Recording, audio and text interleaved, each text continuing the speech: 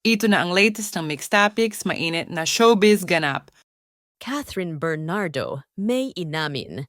Sa katatapos lamang na ABS-CBN Ball na interview si Catherine patungkol sa status ng kanyang puso ngayon at magalak na sinagot ni Catherine na siya ay walang karelasyon, hindi siya taken. At klinaro ni box office queen Catherine Bernardo, straightforward na sinagot na siya ay single ngayon dahil maraming mga kilala o sikat na mga artista, veteranong artista, mga love teams, singers, at mga icons ng Kapamilya Network ang dumalo sa ball.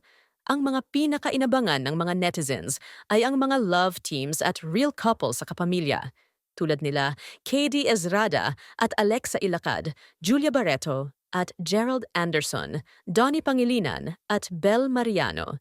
Siyempre ang Kimpao, Che Filomeno, and Jake Cuenca, Sharon Cuneta at asawang si Kiko Pangilinan. Spotted din sina Sue Ramirez at Dominic Roque na first time dumalo sa ball bilang isang couple. Sina Miss Iza Calzado at ang kanyang asawang si Ben Wintle, James Reid at ang kanyang kasintahan na si Isa Pressman, ang power couple na sina Coco Martin at Julia Montes, at marami pang iba. Pero ang pinakainabangan sa ball ay ang Asia's superstar, Catherine Bernardo.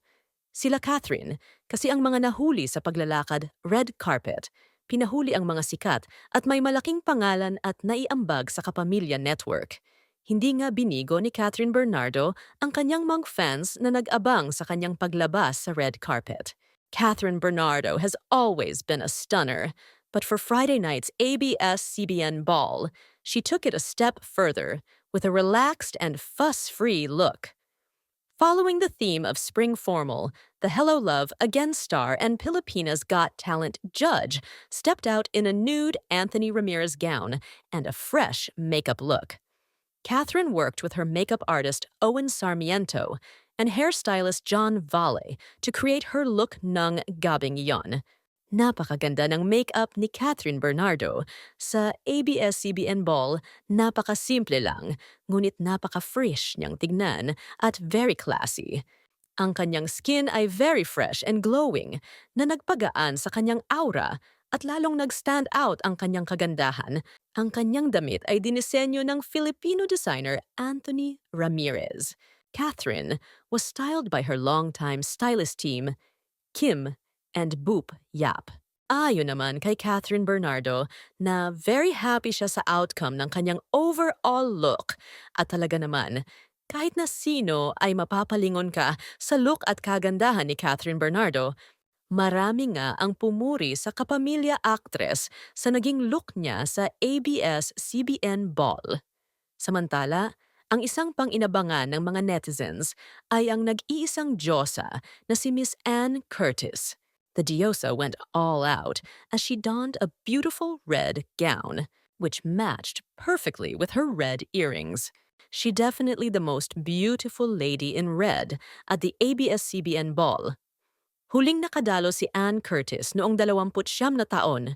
Ngunit itong katatapos lang na ABS-CBN Ball ay napaka-enggrande ng pagbabalik ni Anne sa ball at napakaganda ng kanyang kasuotan. Sa katunayan ay lumipad pa ang Diyosa from Dumaguete dahil nagpi-film sila ng kanyang bagong proyekto, ang It's Okay to Not Be Okay, and made a bold statement in red. She rocked her signature color via a floor-grazing gown that featured a petal-like neckline and a boa crafted out of rose-shaped bundles.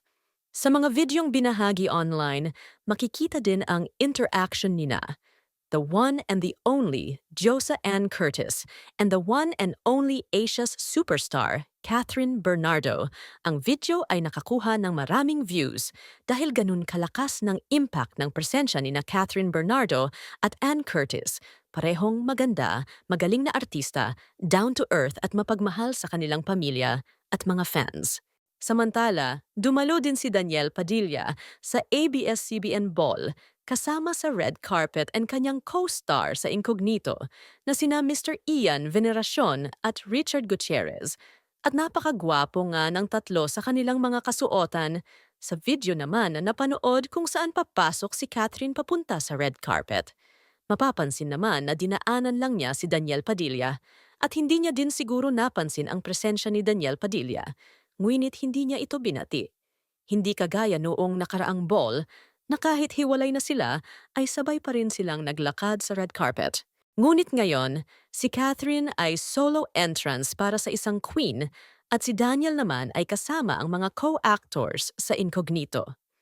Makikita rin na talagang naka-move forward o naka-moved on na ang dating magkasintahan at may kanya-kanya na silang circle of friends, although ang iba ay nanatiling kaibigan pa rin ng dalawa, ngunit ang iba naman ay nahati na.